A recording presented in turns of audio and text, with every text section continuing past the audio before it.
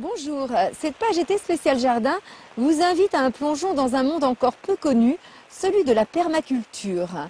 À la Grande Verrière, en plein cœur du Morvan, Nicolas Pézeril cultive citronniers, manguiers et même papayers sur un terrain de 30 hectares, sorte de laboratoire à ciel ouvert.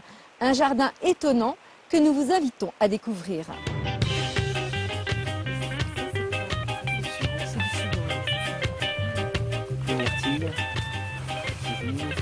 Donc ça c'est le cassis Bantron, qui est le plus gros.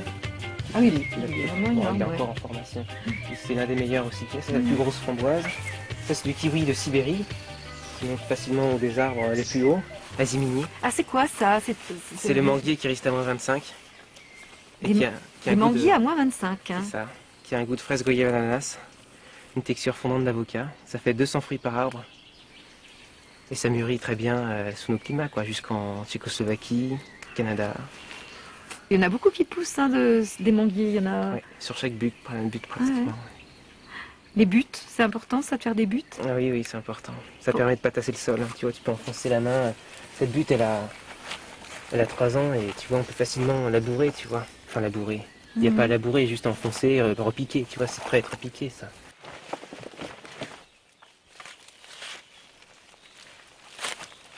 Ah, il y a un serpent là. C'est pour ça que je prends une fourche. C'est rempli de verre, quoi. Un ver qui vit pas dans la terre, mais que dans les matières organiques. Ça grouille. C'est une espèce qui peut vivre en très haute densité, qui mange son propre poids par jour. Du coup, ils font une espèce de poudre qui retient 3 fois plus l'eau que la tourbe, la meilleure terre qui soit. Alors, on a aussi un autre engrais là. La consoude, ouais. Ouais. Ça produit 30 kg de feuilles par an. Il faut le couper en 7 fois. C'est riche en azote et en potasse, mais ça manque de carbone. Du coup, il faut mélanger. La consoude, c'est très bien pour les vers, ils adorent ça. Décomposition rapide, par contre. Et ça, alors là, on applique des principes un peu de la permaculture. Ça fait partie des principes. Ça, avoir le fourrage le plus proche possible de l'endroit qui en a besoin.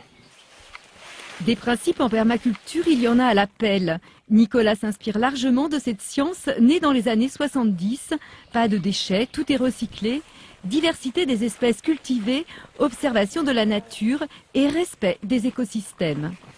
Là, il y a du poirier nain, des aubépines. Je plante pas mal d'aubépines sur les buttes parce qu'on peut greffer 10 fruitiers différents dessus, ça fait du nanisme.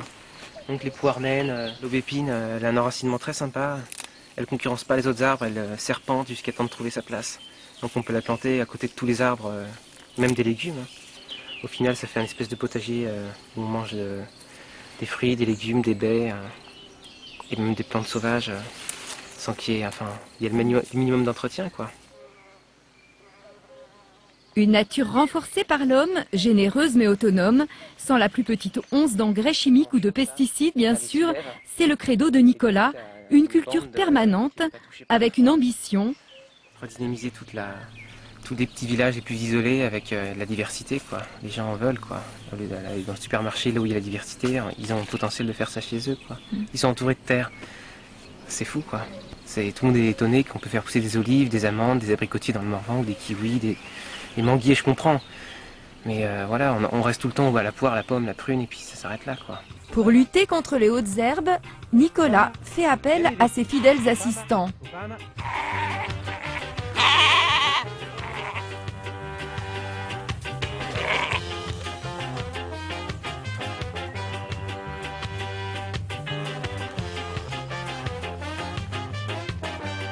C'est la myrtille américaine, Vaccinium hachei. Donc elle monte à 3 mètres de haut, elle fait des grappes de myrtille. Elle est très très productive et très bonne.